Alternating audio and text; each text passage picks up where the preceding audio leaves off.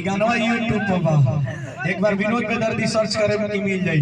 एगो हमारे YouTube channel में विनोद बेदर्दी एंटरटेनमेंट एहू पर भी गाना रउआ लोग सर्च करे लोग ढेर सारा हमर गाना मिली आ हर एक गाना ओही पर मिली। एगो और बड़ी सुंदर गाना हिट भइल रहा यही लगन में कि जब से लाइल बकराई के गावाना हो आको सोटक ना सुते उधिया ना हो आ खाली हरदम रोता देखावा में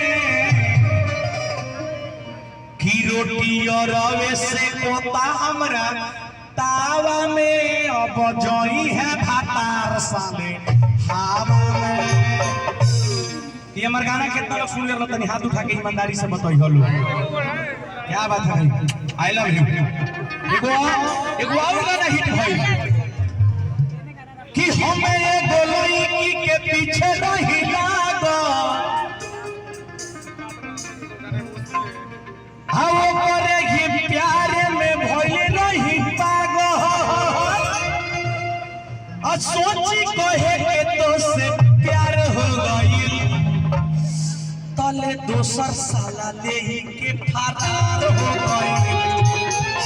वाह वाह ई सब गाना हिट हनु कि एहो सखी सीला आरा तू कटले बापीला ये गाना है। ई कौन गीत है?